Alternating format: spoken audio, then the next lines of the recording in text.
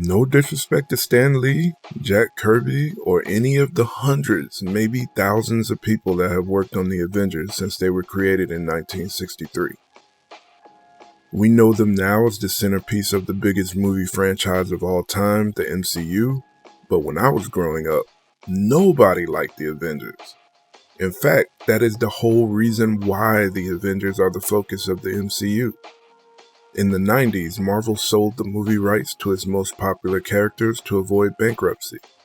This meant that when Marvel Studios finally got to make its own movies, starting with Iron Man in 2008, it didn't have access to Marvel's most popular characters. No Spider-Man, no X-Men, no Fantastic Four, no Ghost Rider.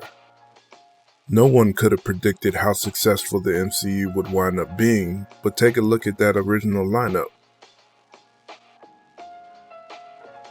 What do you see? Again, no disrespect to anyone involved with the creation of these early MCU films. They were great for the time they were made in, and they took blood, sweat, and tears to even come out at all. But this basic Avengers lineup was from a bygone era back in the 1960s. It doesn't reflect any of the wildly diverse characters and relationships that have defined the Marvel Universe at any point in my lifetime. The two of us here at the Ramen Spot are not the biggest fans of the first two phases of the MCU. The movies were very successful and they made a ton of money, but that doesn't matter to us. What did matter was that it was clear that the movies were improving. New characters that would eventually go on to take the mantles of heroes such as Captain America and Iron Man would be introduced, and more importantly, given the time they need to develop into heroes worthy of those titles. This is what really excites me about the way the MCU tells its story. In previous superhero film franchises, when the movies stop making money or the main cast decides to move on, the franchise just reboots and starts all the way over. How many times have you seen Spider-Man, played by a grown man, go back to high school? How many times have you seen a new Batman, same as all the other Batman before him? Did you even know that in the comics there's an entire roster of Bat-related heroes that could take over when Batman is no longer able? You've got Robin, Batgirl, Batwing, a different Batgirl, Nightwing, Batwoman, Red Hood, and probably most important, Batman's own son, Damian. Have you ever seen these characters in the movies? Nope, you just see another reiteration of the same Batman, restarted with another similar actor. But in the MCU, by creating a story that always moves forward, those characters that may not be legendary yet, like the cover boy Miles here, those characters get a chance to be in the Marvel Universe where they belong. Each of us kids growing up, walking into any comic shop, we found a different story that spoke to us and became our favorite.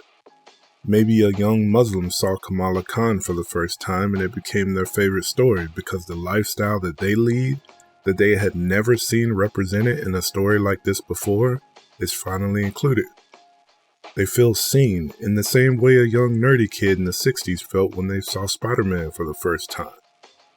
And Marvel's universe weaves all of these diverse characters together who represent the full range of cultures and peoples that comprise the audience of Marvel fans. This is why we never fell out of love with the MCU. How could we when we finally got to see Sam Wilson take up the shield as Captain America?